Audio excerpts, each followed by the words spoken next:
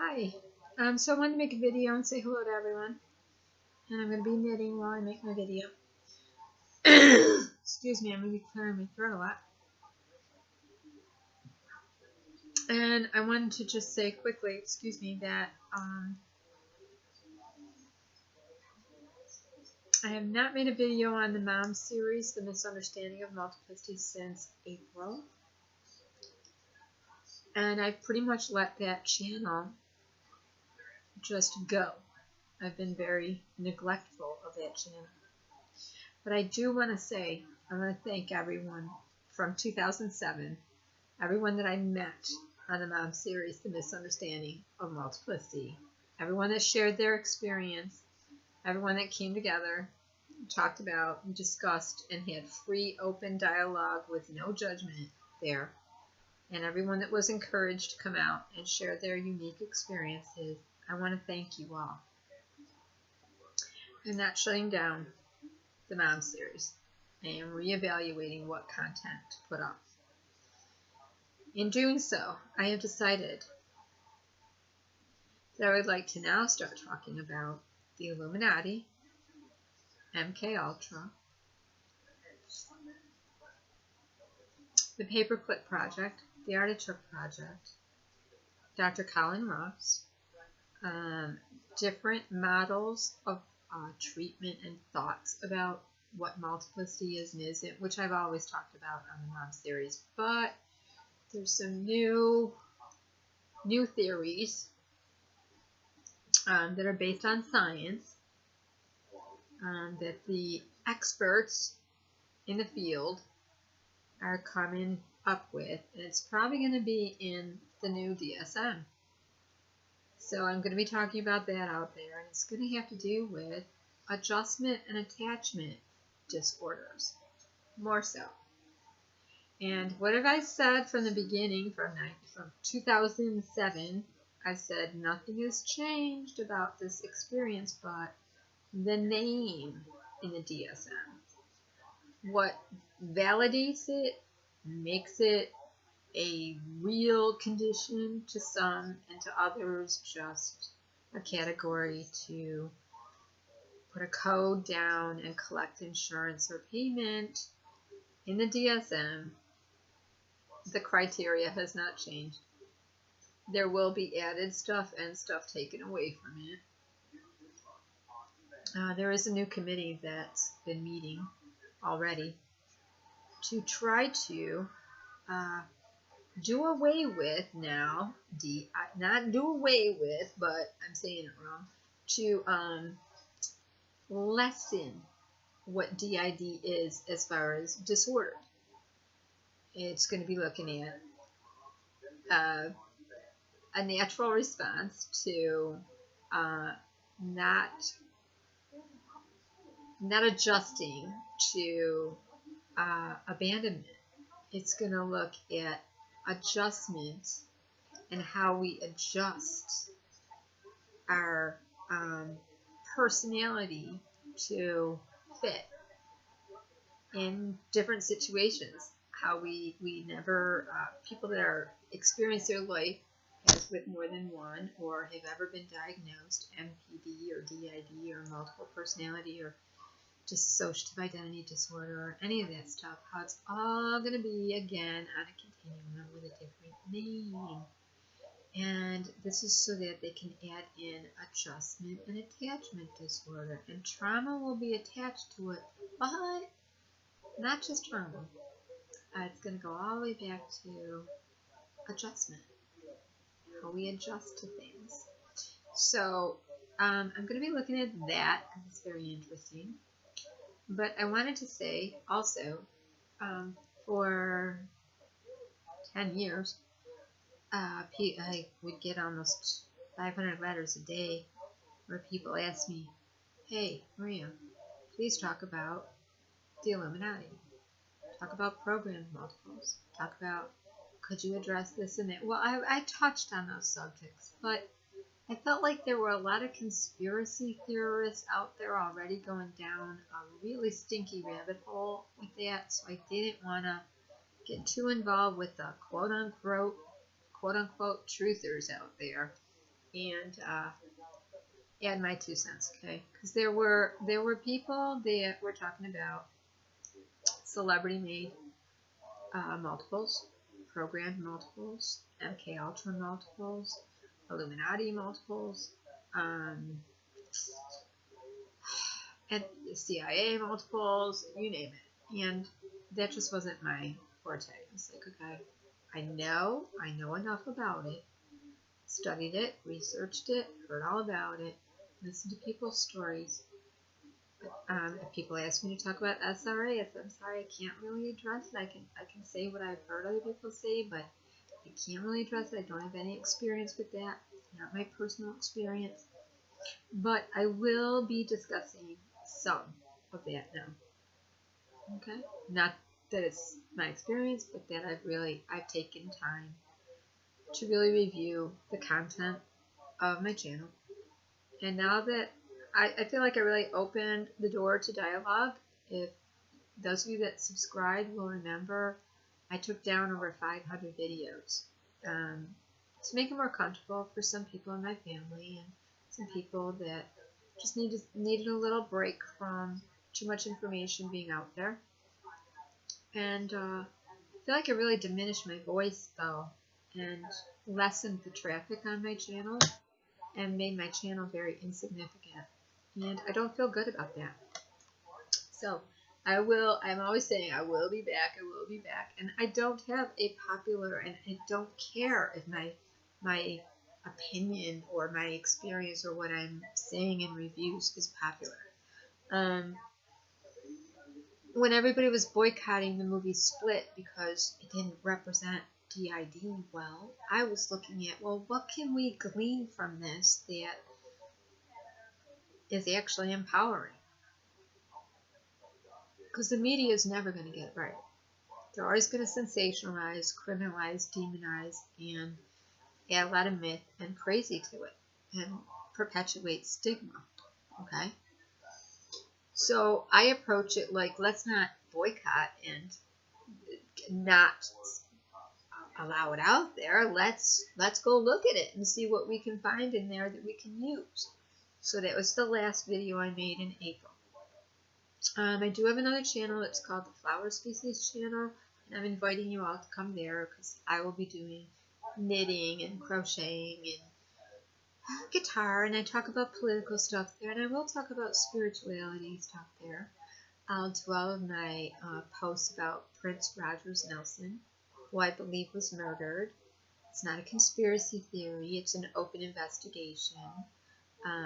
It is still an open investigation that foul play, homicide, and murder. Prince ended up with enough drugs in him to kill a fleet of elephants. And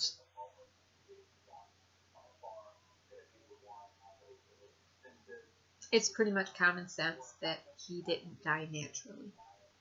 Okay, I'm also going to be talking about on the Flower Species channel how I do not agree with Dr. Drew, who on his podcast recently said, when Andy Dick was the guest and Rehab Bob, and they asked about Chester Bennington dying and Chris Cornell dying, Andy Dick and Rehab Bob put the question to Dr. Drew, well, you know, a lot of people are saying they were murdered. And Dr. Drew said, well, yeah, that's internet. People always do with celebrities. They think that right away. And Andy Dick and Rehab Bob said, no, not just internet. Like police are saying they were murdered. And Dr. Drew said, well, yeah, but inside what we know is, what people really think is, what happened is accidents. What kind of accidents? Well, he didn't want to say it. He was like, but he said it.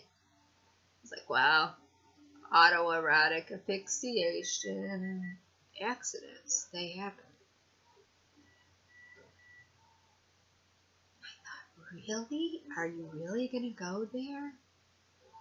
Are you really going to go there? And he went on to explain, because Chris and Chester had addictive brains with damaged dopamine levels and challenged amygdalas, their pleasure response was very difficult for them. It's hard for them to feel any pleasure. So they had to advance to extremes to get pleasure. And these things happen. Oops! Yeah, oops twice. Just oops.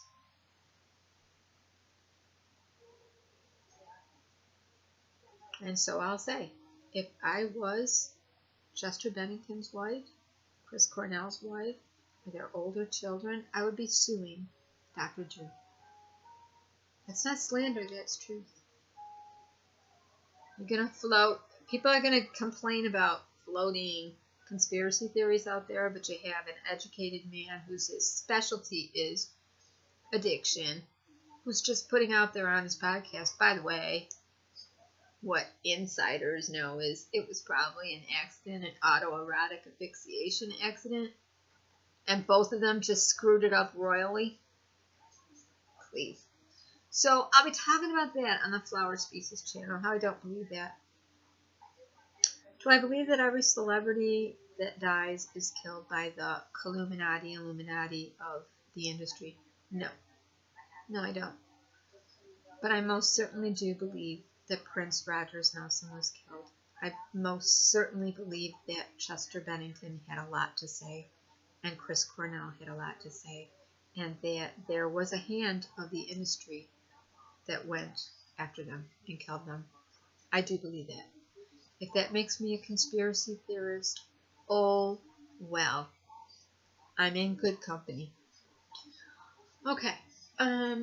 Now, about stuff that I post on my Facebook, family and friends, I've never been one to cut off other people's beliefs, even if they're cray-cray, even if they're way out there.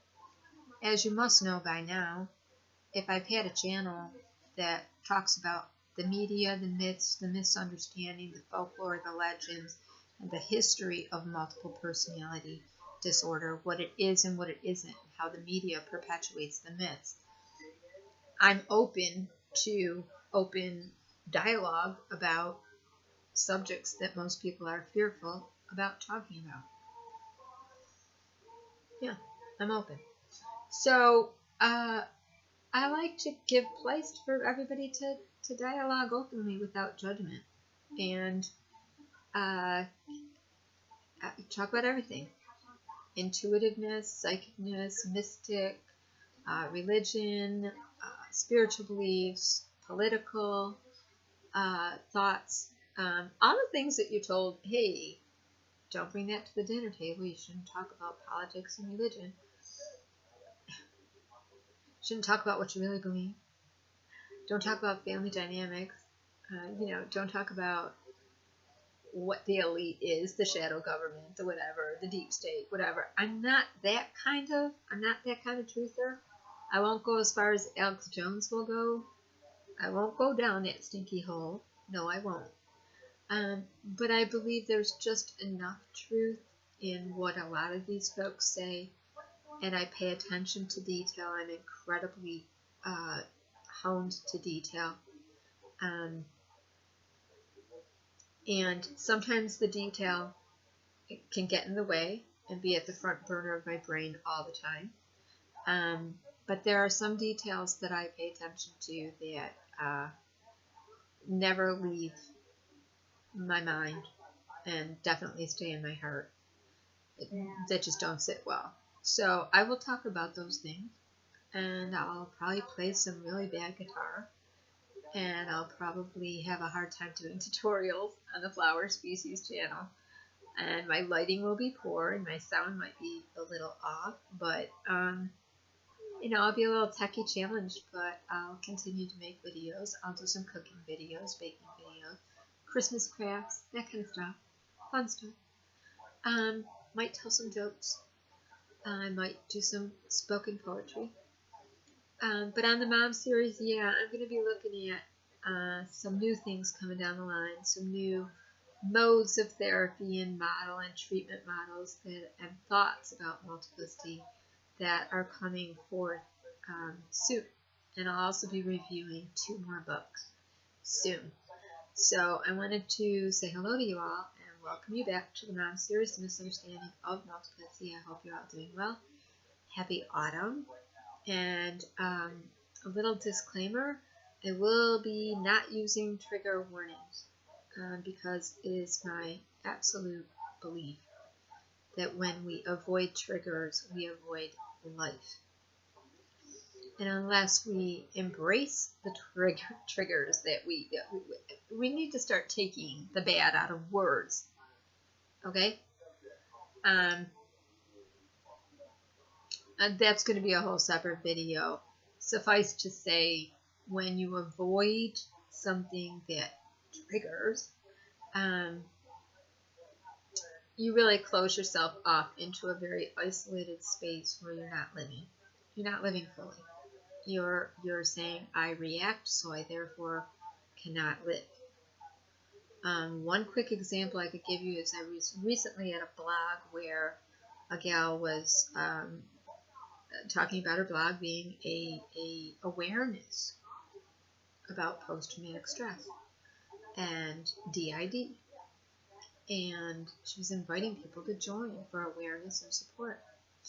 But first she had to read the rules. So, of course, I went and read the rules.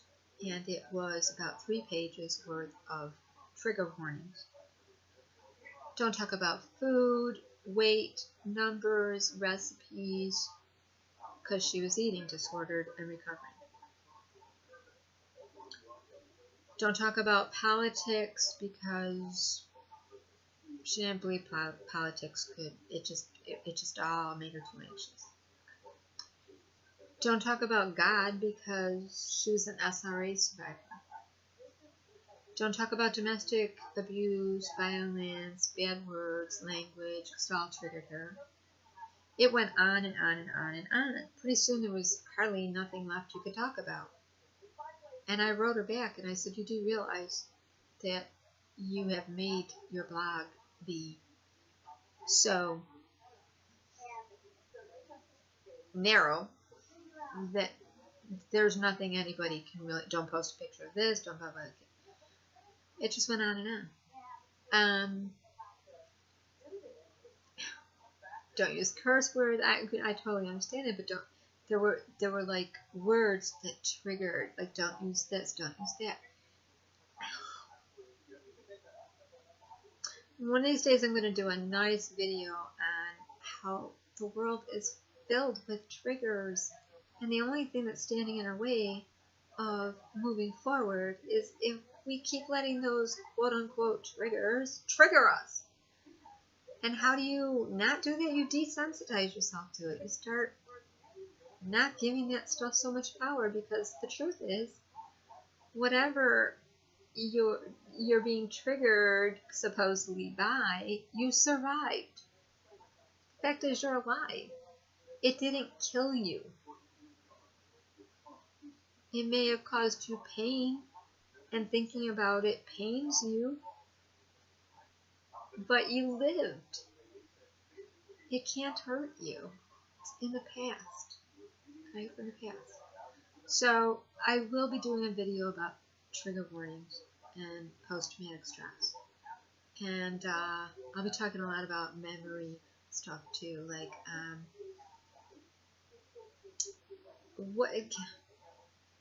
what repressed memory really is, and what people think it is, what we're told it is, and what it isn't. So I'm going to be looking at a few more topics other than just multiplicity in the media, and how the media gets it more wrong than right. And that's about all I really wanted to say, is I'll be back out there again. I know I'll probably see Jamie. I'll be like, welcome back when you come back. You know, when I last reviewed the movie Split, I knew I was taking an unpopular stance because people wanted to just boycott it, but I wanted to look for what can we find empowering in that. And I know I didn't make any friends doing that, and that's okay.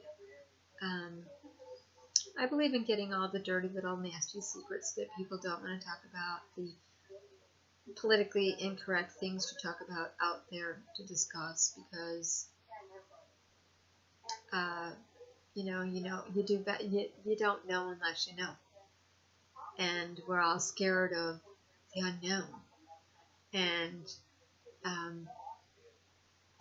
we're all mirror reflections of each other, and when we all start sharing, we might find out it's a much smaller world than we thought, and have more compassion for each other and empathy. So that's all I wanted to say, and I hope you're all having a beautiful harvest moon night and able to see it. Okay, take care, everyone. Bye-bye. And thanks for watching.